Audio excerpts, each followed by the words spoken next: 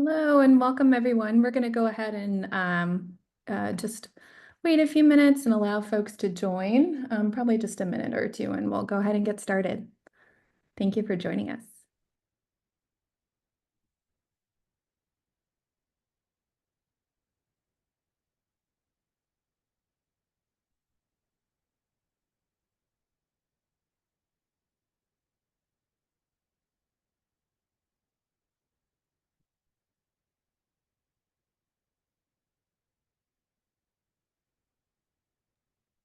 Okay, we're going to go ahead and get started. Welcome everyone, and thank you for joining us today for the third webinar in our series around machine actionable data management plans.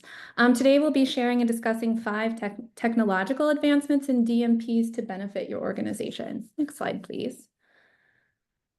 I'm Cynthia Hudson-Vitale. I'm here representing the Association of Research Libraries, and I work for Johns Hopkins. And I'm joined today by several fantastic colleagues, Becky Hofstein-Grady from the California Digital Library, Jim Taylor from Arizona State, and Nathan Rollins from Arizona State. And of course, we have some other great project members that are listed on this slide as well. Next slide, please. So here's a quick overview of today's session. We'll begin with a pilot, a little bit of an introduction to what MAP is, what we're trying to accomplish, and how this connects to broader shifts in research data management. Becky will talk through some of the technical advancements in the DMP tool, and then we'll hand it over to our colleagues at ASU to share more about the AI tool they developed as part of their pilot project. And finally, we'll wrap things up and share some feedback from the pilot and open things up for question and answer.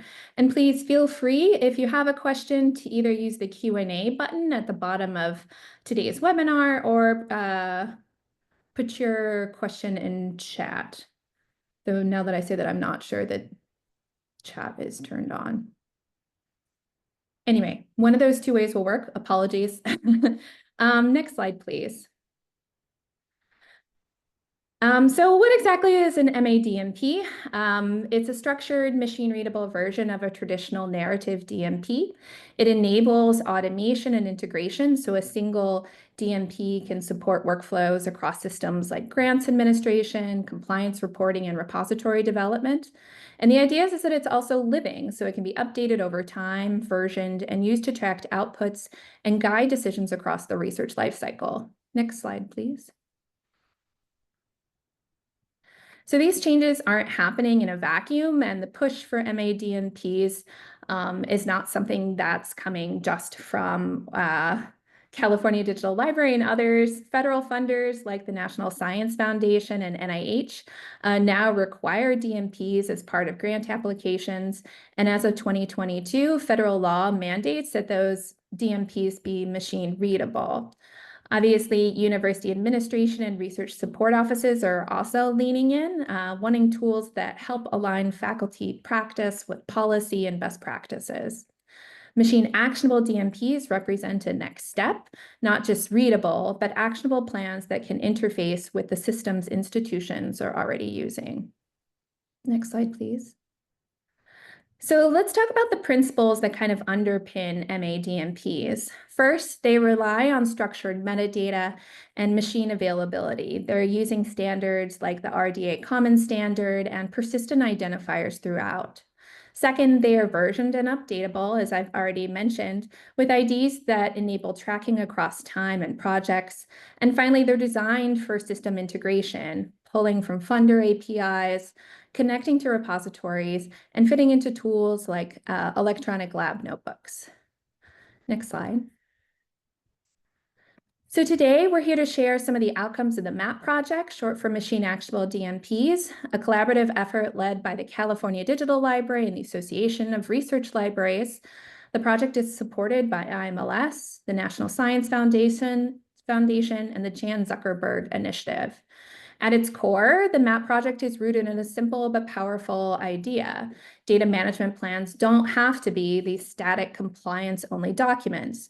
They can be dynamic, machine-actionable tools that support research workflows, automate reporting, and improve coordination across libraries, research offices, and IT.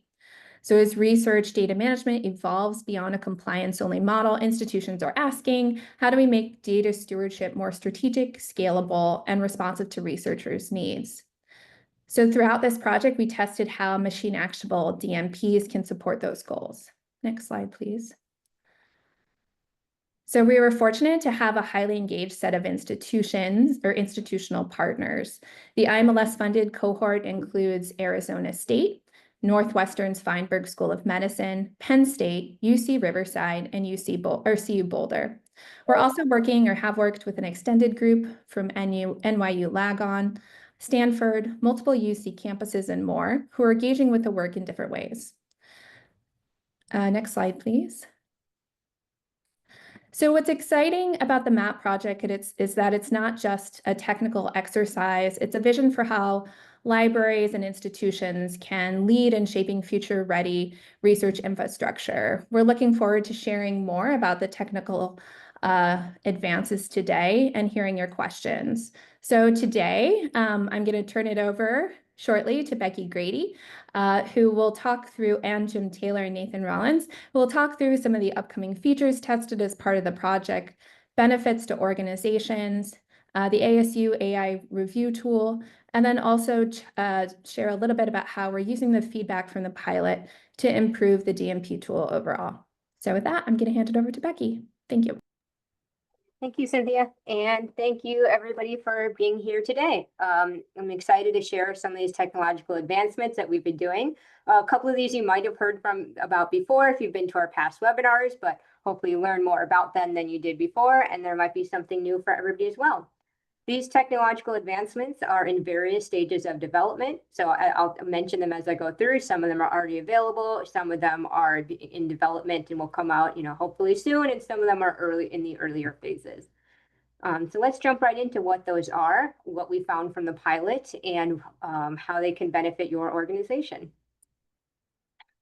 The first one that we tested as part of this pilot project is uploading existing DMPs. So obviously the DMP tool is used for creating new data management plans, but often there are plans that have been created outside. Perhaps somebody has a Word doc that they started from a colleague, or maybe they've started using the tool but didn't have plans from before they started using the tool, or maybe they made one in a different tool that's like the DMP tool. And we want to offer the ability to add it to the tool if people would like to turn a particular file into a machine actionable DMP.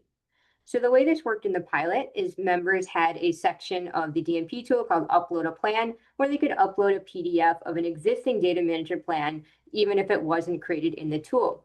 That way that worked specifically, they put in a project name, just like you do with a new plan within the tool, and then you can upload a file as part of that. As an example of some of the feedback that we take into account as part of the pilot, originally this was capped at 1 megabyte file size, and we found out that there's some larger DMPs that wasn't enough for. So now it's 2, and we'll keep testing and getting feedback on that as we go forward to see what that file size limit needs to be. Then you can enter plan details just like you would on the project details page of a DMP that's created in the tool, adding in details about it. And then finally, you can register it for a DMP ID. So even once you've filled out all this information, just like you could with a DMP created in the tool, you can register it in public or private and then get that landing page.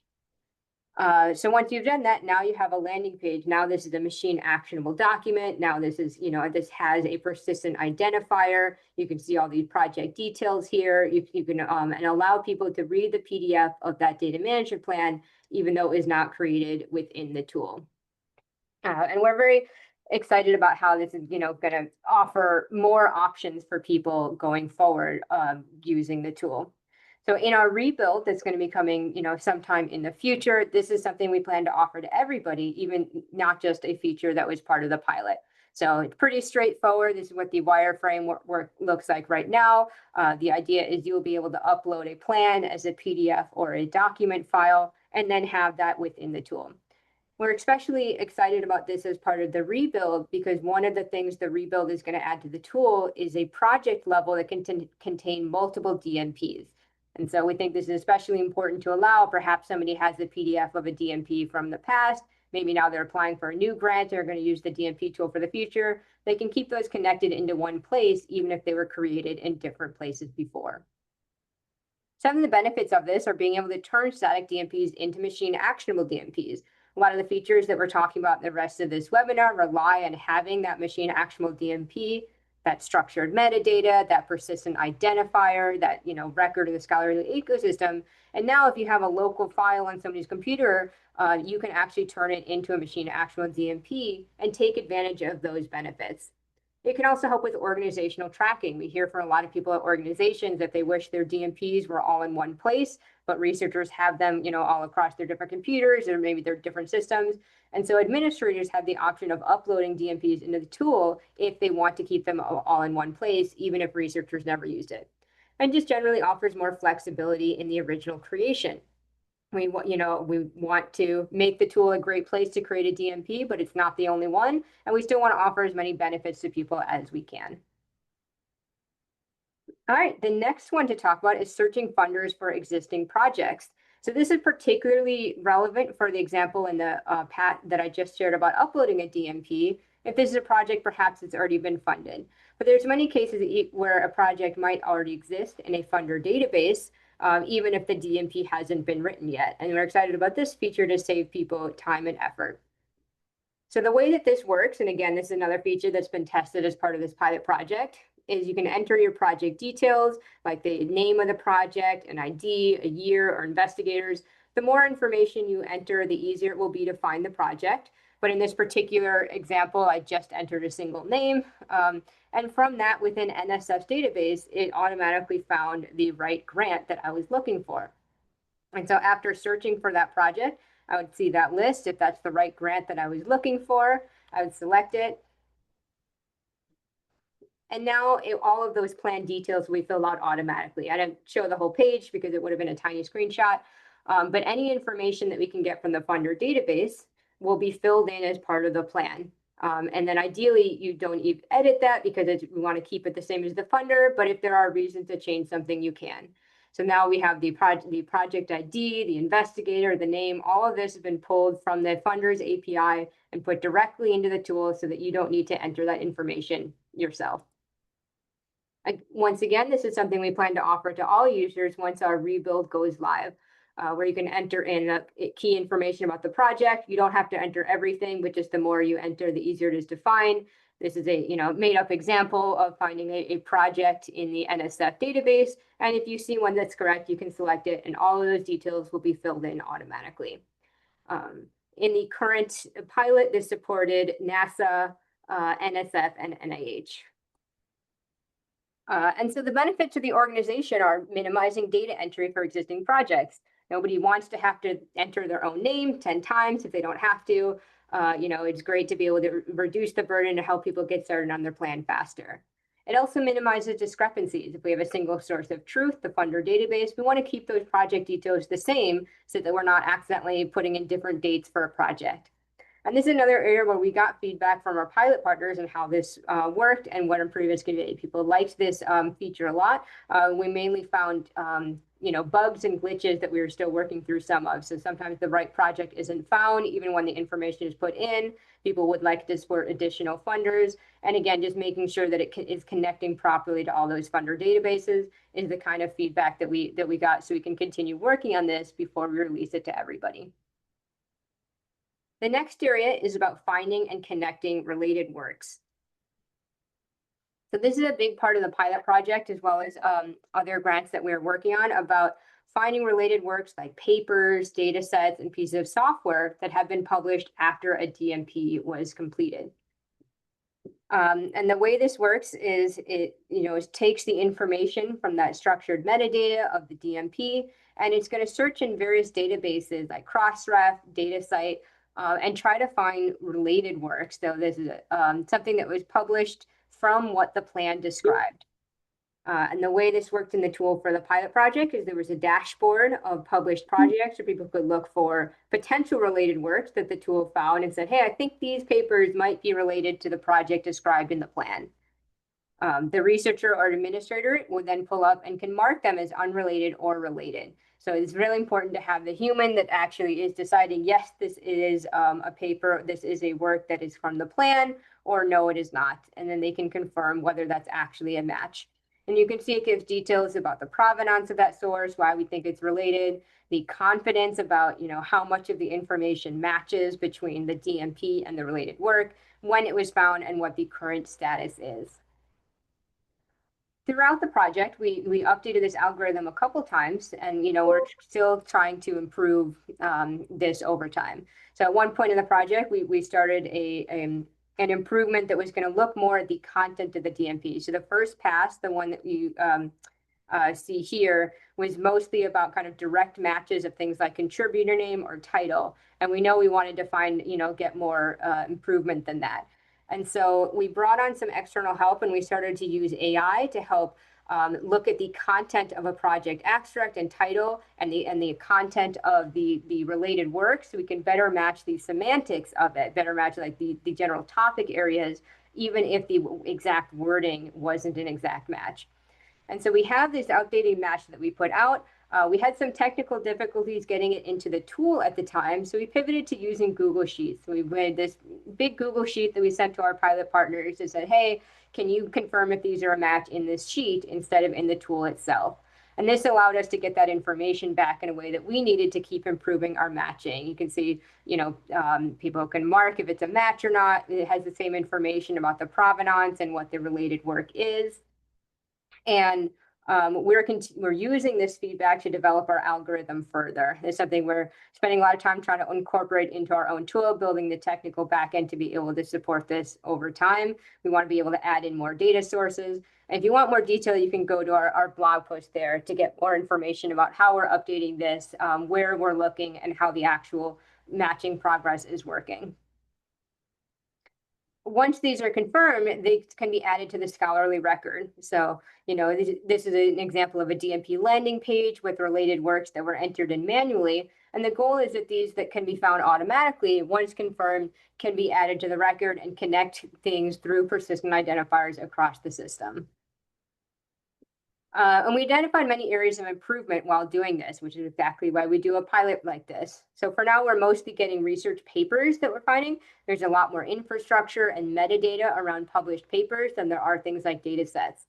So we're seeing if there's anything we can do to get more data sets, which are the primary thing that are usually described in a data management plan, by doing things like looking at the papers that we find, seeing if they cite data sets that we can offer as a connection as well. We also found we needed better filter out duplicates, especially when we're using multiple data sources. There were a lot of duplicate entries for potential related works that we can do better at filtering out. I already mentioned using AI to improve the matching quality by looking at the content of the metadata in a DMP, not just exact matches.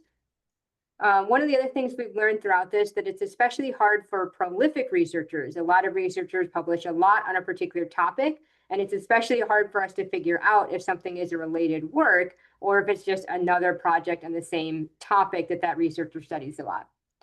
And finally, we see that human review remains very important. This is not, we're getting a lot of false positive hits on our related works, and that's just fine because we'd rather do that and have people have to reject more than to miss something that could be related. But it's going to be up to the human to decide, hey, is this actually a related work or not? And then they can be that final filter. So the benefits to your organization are to linking records in the scholarly ecosystem. There's a lot of published information out there. We have these papers, we have these data sets, the DMPs, and we want to be able to use persistent identifiers to link all these together. We want to support fair data. So people that describe data sets in a data management plan, we want to help people find that. If somebody comes across a DMP that's been published that says, hey, I'm going to make this awesome data set with this material in there. And if somebody wants to do that, wouldn't it be great if it was linked right there so they could, go directly to that data set that they'd like to use. We also want to reduce the burden of entry. So when somebody adds in a related work, as I mentioned, they can do that manually now. We always want to make that easier through machine actual plans and just take off how much how much people have to enter on their own. And finally, this can support organizational tracking of outputs and seeing if they match the planned outputs. Somebody in the pilot project mentioned that a DMP is a series of promises that people have made about their data.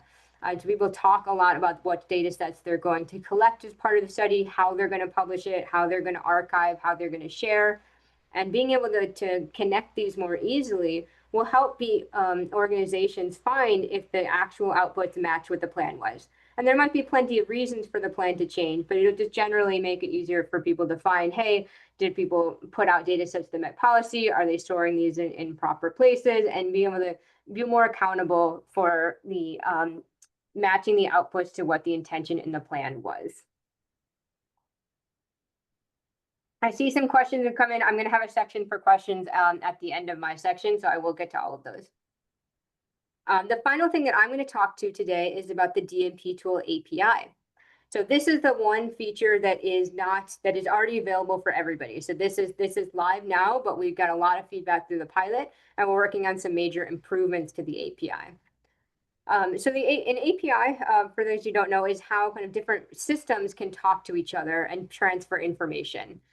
So you have a system like the DMP tool, and through the API, we can connect without having to go to the website with other pieces of software or RDM infrastructure. And this can go in both directions. The API allows people to send information to the DMP tool. So for example, maybe a project database or a local university system, with things like faculty profile, maybe they can send information to the DMP tool to do things like fill in a researcher's profile without them having to fill it out. And the API can also transfer information out of the DMP tool. So it can send it to, other infrastructure places like electronic lab notebooks and say, hey, here's the DMP if you want to do anything with that. A big part of this pilot project was getting people to interface with this API, let us know what worked, what didn't, and what they needed from it to improve. So these are the current actions that are available through the API. You can read more about the documentation at that link there. Again, this is already live and accessible, and it's got a lot of powerful features, but we found a lot that was missing as well. So the main things people used as part of this project were creating a DMP and getting DMPs.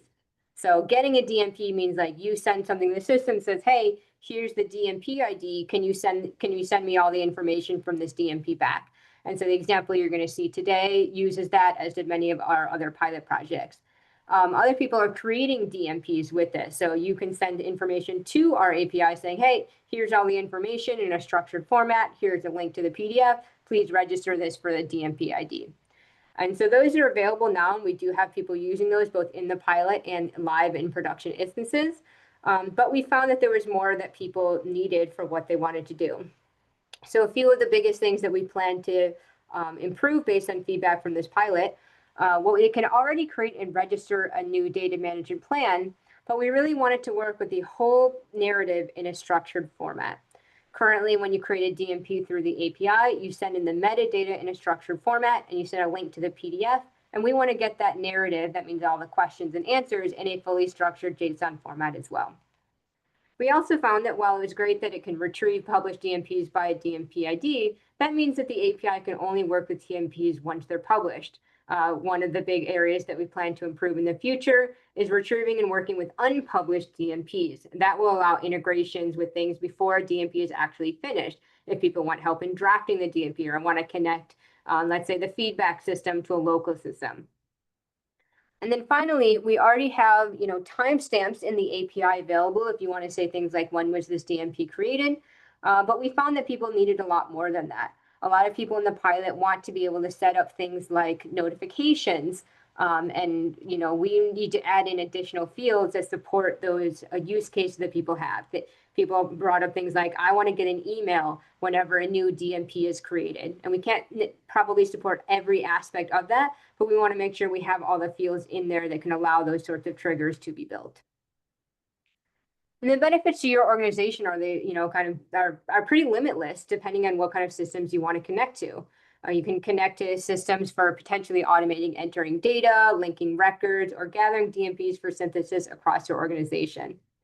Again, a big part of this pilot was exploring what are the options that people can do with this type of API. It can allow DMPs to be a hub of truth for a project. So we've seen a lot of examples in our pilot project of people using the DMP to say, hey, this is like the very beginning of a planning stage. Can we use this to facilitate information and communication across departments throughout the life cycle? And then finally, I mentioned this notification of key events in the DMP lifecycle. A lot of people want things like emails to be sent at particular triggers. We looked into that. We likely can't support a whole email server through the API, but knowing that people want to use it that way, we want to make sure we support enough functionality that anybody can build that type of integration if they want, and they have all the right tools to do so. If you want to find out more about this, we are going to go into a little bit more detail in our next webinar in 2 weeks. Our next webinar is about how to implement machine actionable plans at your university. That's going to both include some more technical detail on the API from our lead developer, as well as more kind of, communication and collaboration models of what we saw be successful for implementing machine actionable plans at campuses.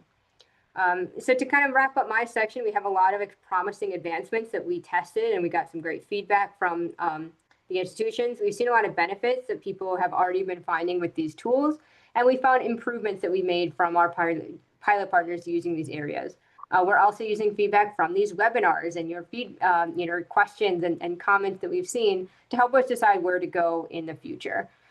So we're excited to one day be able to offer all of these features that our pilot partners have to everybody. So now before we go into the ASU section, I'm going to pause and take some questions because I see them in there. And then after that, we'll spend a few minutes on that, and then I'll pass it over. What databases are you using to pull the funded projects? So I believe currently it is only NIH, NSF, and NASA. We will be looking at others in the future, but that's where we started for the pilot. And we will see if there are requests for others, but those are the vast majority of grants that we see. And I actually don't know the exact name of it might be the NIH reporter. It's whatever API they offer. I'd have to check on what that is. We'll look at requests that we have if there's bigger ones. For finding related work, does it explore RRIDs? I don't believe so yet, but that is great to know about. I'll definitely check that out if that's something that we should be looking to include. Do you still allow minting a DMP ID for a DMSP with a visibility set for private? Yes, that is still allowed in the tool. I'd have to check if that is offered in the API. I would assume that it is. The goal of the API and the rebuild is that anything that can be done on the website can be done through the API. And so given that we still allow minting the DMP for visibility set to private, that would be offered through the API as well. In addition, one thing that to note about the visibility is we've seen some confusion and feedback when people publish a DMP set to private, the metadata is still available because that's what's required to mint a DOI. But it is the plan itself is private. And so we've seen some people not be clear about that. One thing we're doing in the rebuild is we want to make that more clear when people are minting exactly what public and private mean. For contributors, do you plan to connect it more to accurate credit taxonomy? So in the rebuild, we plan to offer the credit roles exactly as they are. So we have seen some confusion about how the pairings that we've done. When you set up the project details in the new tool, you'll see the exact credit roles as they are. You can select from there, and it will show the credit role exactly as you selected without any changes to the wording.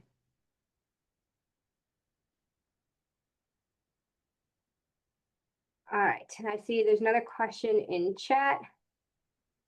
Initial DMPs are often aspirational. What mechanisms exist to ensure that DMPs are updated at the end of a project to reflect reality? That's a great question. That's definitely something that we want to support. We're still figuring out exactly what that would look like. We've talked with pilot partners. People have brought up things like, should we email people in a year and say, hey, by the way, you did this DMP, is this still accurate? And you want to come check it out? There a lot of things like that are still in the discussion phase, and I'm super open to feedback if people have suggestions on there. We're hoping, our focus right now on the rebuild is just to make the whole process easier. The tool should be easier to use, a little bit more user-friendly, and it kind of shows this life cycle more. It looks more like a dynamic project that you update over time. And so the starting point is just making it more clear that this is something that you mean to update, that, you know, the project isn't just one and done when it's done. So if it is, you know, kind of the project changes in different lifestyle, if, for example, you get these notifications that you have related works to come, maybe, you know, that will prompt you to come back into the tool and check if things are still accurate. We want to try to balance the making it easy and effective to update your plan without, you know, being some kind of, you know, accountability mechanism ourselves where we're trying to, you know, force people to update something they don't intend to. So I don't have a great answer for that. Basically, it is something we want to support. And we will see after we put out this first version what things are working well and what still needs additional prompting. All right. We leverage other systems that already collect and generate structured information for MA, such as the data stewardship wizard. If not, why not? Yes, we do. So part of the API work is to connect with other tools like the data stewardship wizard. So we're actually part of an RDA working group developing a common standard for the API. And the goal of this common standard is that people can create information on any tool, including data stewardship wizard, DMP tool, DMP online. You know, there's many other options there. And we want to allow full transferability between those systems. So the goal is that people can create their tool or any parts of their DMP on any one of those and transfer easily between them. So the hope is that by the time the API comes out, probably early next year, all of those will be interoperable.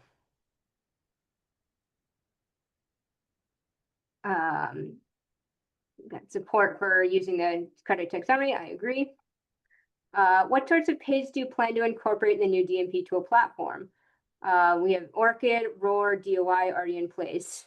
Those are for now, those are the main ones we're still planning to support. We're, you know, in early discussions about supporting something like a project ID or a RAID, but we're not sure exactly how that's going to work technically yet. The rebuild is, you know, as we develop it further, we're still building the core functionality right now. We'll be looking for more places to incorporate persistent identifiers.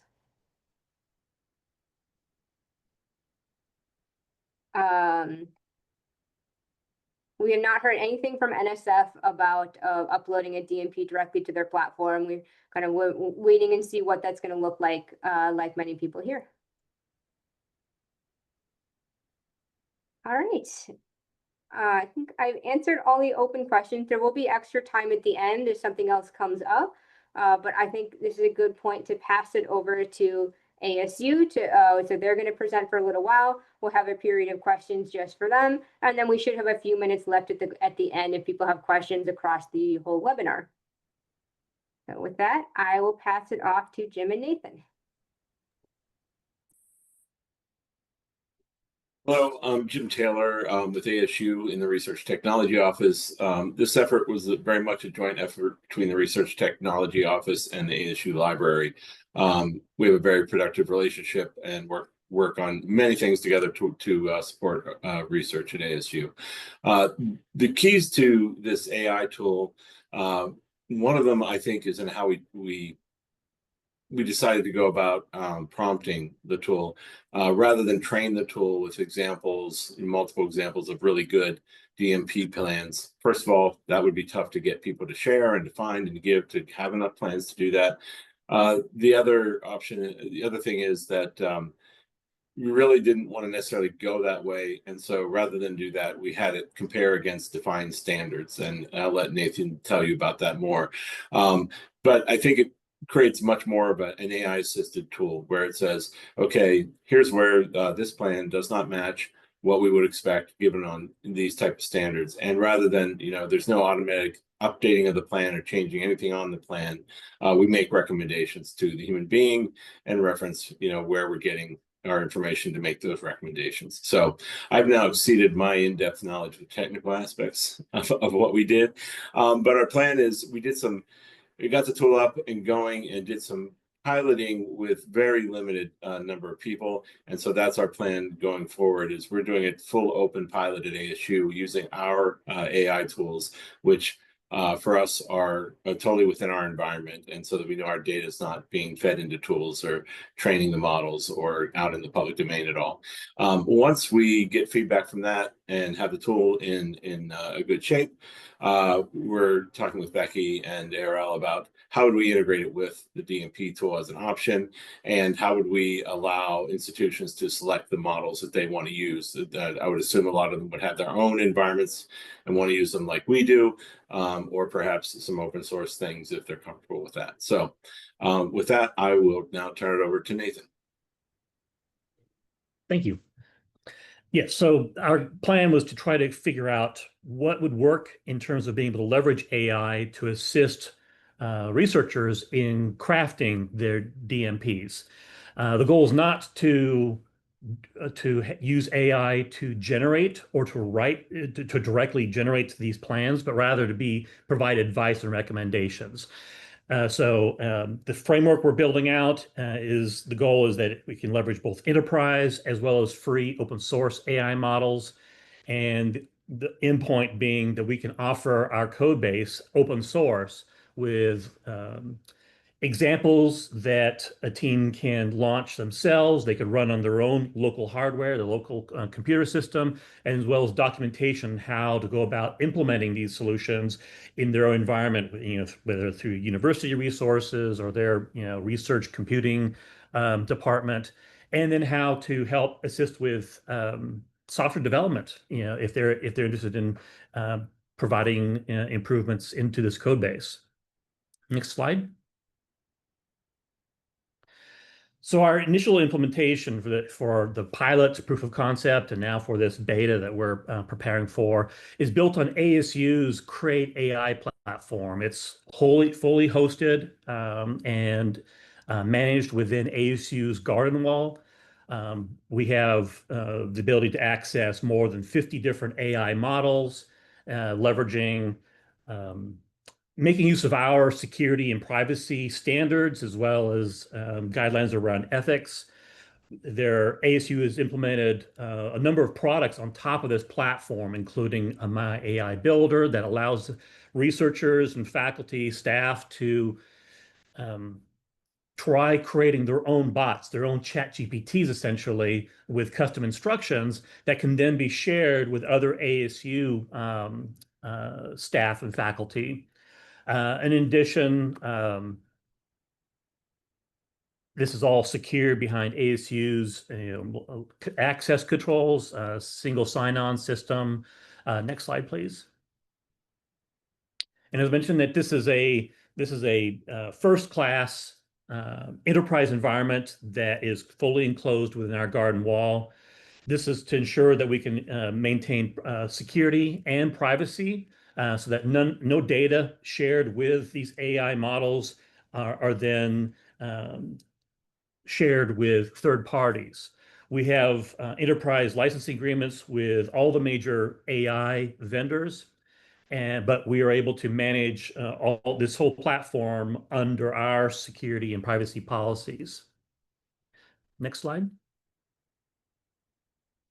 So in addition to the ASU platform that we've been focusing on for our pilot and proof of concept, we are now also exploring self-hosted, free, open source solutions. This platform we're building, this software framework, is modular, with the goal being that we can swap in other AI solutions for the DMP review tool.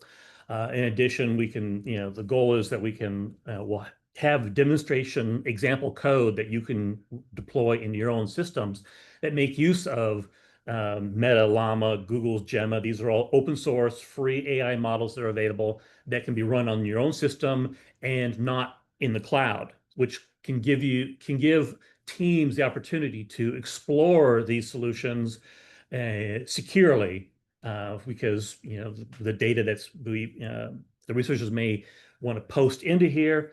I mean, a data management plan is technically is ultimately public, but having confidence in what is being used, how this information is being used, is valuable, especially in these early days with AI and this gold rush that's going on.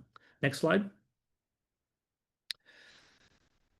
So as far as the pilot project, one of our goals was to integrate this AI tool with the DMP tool. And we have the ability to connect to the DMP tool API and fetch a plan, the PDF, using the DMP ID, and grab that plan PDF, extract the text, and then submit it to our AI system.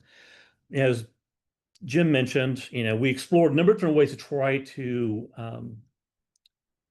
set up this AI model to provide useful results. And we had explored trying to collect a body of exemplar plans, but there's a lot of variation in terms of how plans are written, what kind of, their structure. And what we settled on was to go to the different funding agencies and select guidelines, their rubrics, if they have those published, and basically instruct the AI model to apply these standards, these guidelines, to a given plan. And so we're working with the NSF rubric at this point, for the DART guidelines. And what we do is we provide instructions to the AI model, telling it, here's take this plan and review it according to the criteria in this rubric. Right now, we're just working with the NSF guidelines, but we are planning on supporting other funding agencies as well as institutional guidelines that a particular institution, university may require of plans and projects that are produced through their organization. So we are exploring the ability to make use of an AI bot that can analyze a plan and select the correct set of rubrics, set of rules for a plan based upon what funding agency and institution it came from, and then take that collected information and then submit it to the review bot to provide its analysis. Next slide. Now, we did choose DART because it gave us a very clean, consistent set of standards that were very well written out in by section. What are the expectations for each section within a plan? Specific statements about what makes a plan complete, detailed versus incomplete or not addressed, as well as sample text of what plan text might look like for those different three kind of classifications. So this made it, we got really excellent results out of this by using the DART rubric. And what we're going to be working on is using that same principle for like the NIH, NASA, different funding agencies, and be able to add that into the system so we have these alternate funding review processes. Next slide. We are getting ready for a not public, but an open beta within the ASU community. This is the front page for this web application. We're working on instructions and some frequently asked questions. The goal being this initial beta, we're not going to be integrating directly with the DMP tool.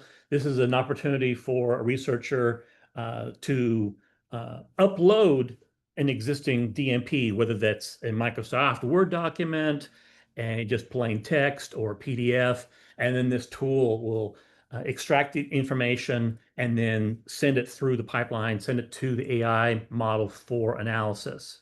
Next slide.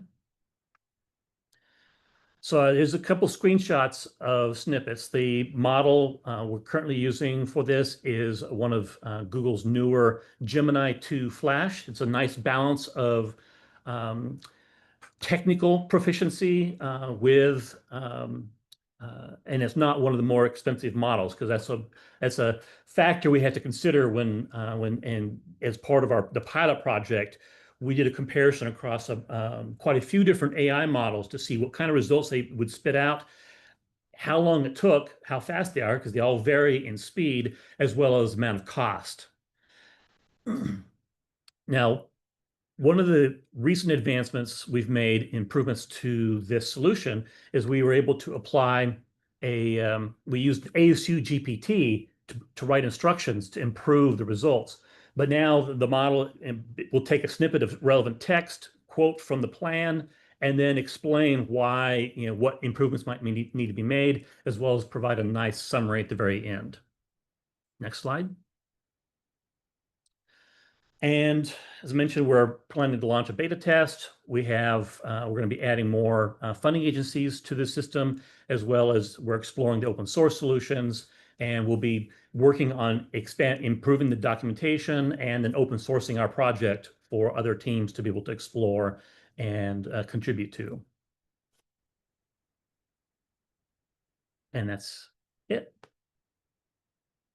Any questions? I see there's one from chat so far. I'll read out for you. What references do you use to give an analysis report on the uploaded DMSP in the AI tool beta? So we do have the ability to link to the rubric and quote from it. So we're continuing to refine the response, but our AI model does provide a link. In this particular case, for the current beta, we're using the NSF DART rubric.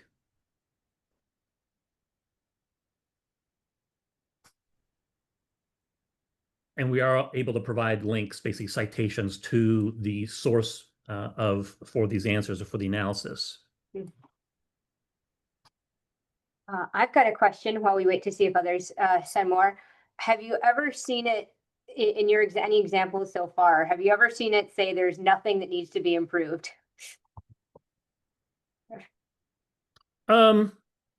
I mean, we've got a couple of exemplar plans that we've used where quite a few of the sections are, notes are detailed and complete. I don't know that I've seen a one that is across the board, but that's one of the reasons why we're doing this beta test, is we want to be able to get a wider set of plans submitted and feedback from the researchers on where there might be room for improvement, if they feel the assessments are completely accurate. And there's a couple of, I see you're each typing an answer, but in case you would rather just say it out loud, I'll just ask. Okay. Yeah, we will be adding support for NIH as well as other funding agencies. Mm-hmm. Just on the cost, yes, it is the cost to run in our environment. And we have a tool that lets us take a prompt, we can do several different ones, and run them against several models. I think it's 6 at a time. And it gives us both the output and the cost and the time to execute those. Mm-hmm. And there was a question about if it's only NSF. I think I think they believe the answer is NSF for now, but they're exploring, looking at others. I'd say in the DMP tool side, we have other explorations going on, and there's another completely separate project that we're working on with another group who is specifically looking only at NIH DMPs for now. And so starting with one funder allows an AI tool to more directly say, hey, here are the policies, here are the here's the rubric, here's exactly what their template is. And so, in these early stages, it's helpful to pick one. And the goal is that we learn from this and eventually can build a model that it can expand to any funder once you give it the proper policies and information for each. And Nathan, did you see the question about the hallucinations? I thought you'd have some good input there. So the key with hallucinations, not much. And it really comes down to fine-tuning the instructions. The instructions we give the model is very detailed, and it's very long, and because we're basically providing very detailed instructions of what's acceptable. There are additional tuning parameters to through our API, where we're able to fine-tune essentially how creative the AI tool can be. And so for one aspect is it's instructed to only make use of the information that's in the rubric that we provide So it's told basically to not make use of information or try to look for information in its own essentially training information data. But we also have basically turned down the creativity setting down to pretty close to zero, so that it's a lot less creative. And we've been able to find that when were playing around with settings in the early on, we could see human hallucinations, but been able to tune most of that out by simply how we set up the instructions. Several questions there. I'll take the one on the any way to prompt data, also take into account policies the university may have. Yes, I mean, it would be similar. We would just point it to another source of information to evaluate against. And Nathan, do you have one about, there's a comment about AI tool not being good to extract information if you simply give it URLs, etc. So yes, I mean, so that's true to a certain extent. When you're trying to extract information from websites, you have to do some prep work first, where you have to index, basically have to use a web crawler to pull all that text and then pre-process it into a special database. And there's this particular term for this kind of technology that we do have in our platform. It's not really relevant for this particular use case, because in setting up the rubric, we basically have to kind of curate and organize the rubric, the guidelines, and make sure that it's structured very clean and clear. So we're not just like going out to a website and just like searching dynamically for like NSF guidelines or NIH. We actually have, that's part of the prep work, is we have to actually a human basically has to go through and organize the guidelines into very clear set of rules, essentially. And that's something we have documented in our code repository that we'll be able to share once we've open sourced all of this, of how we formatted a particular rubric, like the DART rubric, and as the guidelines for like how to go about the same. And the same thing goes for university guidelines. If the university has its own guidelines, it basically needs to be organized into text so that it's very clear of what is allowed, what are the expectations, and even the examples of what is acceptable or not acceptable type of answers. And if I recall correctly, and you can give an update, last time that I saw the prompt that you send it is like 20 pages or so. Is that right? Yes, because the prompt, the instructions includes all the text of the rules, essentially. Exactly. Yeah. Yeah. And so that's where, just to clarify for some of the people, it's not just saying like go to this website. A lot of that is in the prompt. And to the question about, that I think was already answered, but the question about university policies, I think, and correct me if I'm wrong here, the idea is a university can customize that prompt and be like, also tell them to use this university repository or something within that instruction. I think that was an excellent question, clarification, really important to make. Those things all exist out on the internet, but we take that and then put them in a format to feed the tool, so that it becomes a maintenance issue, right? Where you have to kind of monitor as NIH changes, as NSF changes, or as our local policies change, or as the rubrics change. That means we're going to have some work to do there, right? To keep that in sync. Mm-hmm. So it probably means we don't want to have 100 sources if we can avoid it, right? But that is, I think, the very real maintenance consideration that we have to take into account. Mm-hmm.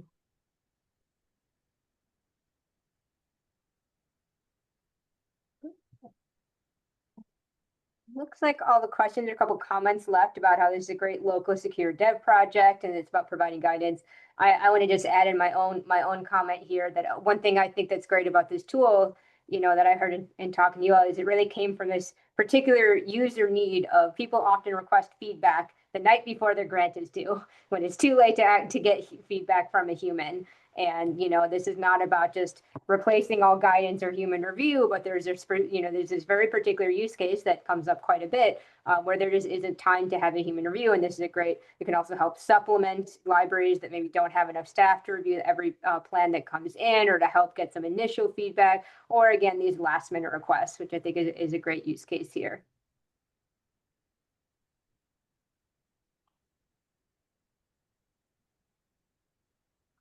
All right. There are no other questions, feel free to chime in the last couple minutes here. I'll just make give a reminder about our next and final webinar of this series on our pilot project. So the next one is about how to implement machine actionable DMPs at your institution. So we've been giving a lot of case study examples from universities, talking about the things that we've learned. And this last one, we would focus on specific kind of advice or recommendations or things that we have found about how to get started. This could include both some technical detail on the APIs. So particularly if you have anybody that wants to learn more about, how you would start developing with our API, as well as I mentioned, kind of some on the ground information about, what are some strategies that we've seen about how to start working with machine actionable plans at libraries. Jim, you want to say more? I just wanted to clarify something that may have been a question people have. We absolutely will continue to be evaluating the output of the tool and the recommendations, right? So in this open pilot, we have interaction with researchers when they're using this. We know who's using it. We'll be reaching out to talk to them and really closely monitoring that to make sure we understand that the information we're giving is accurate and useful. All right. Somebody brought up that they thought it was the 17th. I am now checking our page now to make sure I got that date right, because I wrote that in there and it's possible I got it wrong.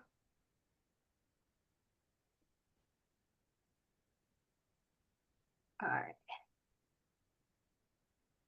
So the website said, I cannot seem to open my calendar while Zoom is up.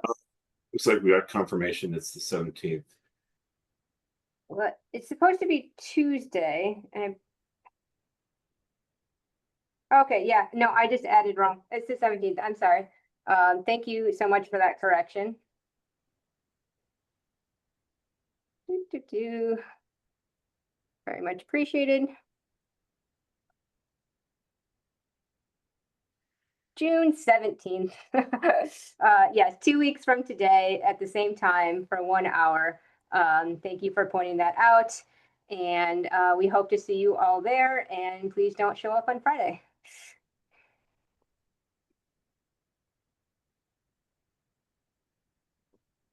All right, that's all. Thank you all again so much for coming. We will be posting this webinar, and as requested in the questions, we'll look at if we can share those slides as well.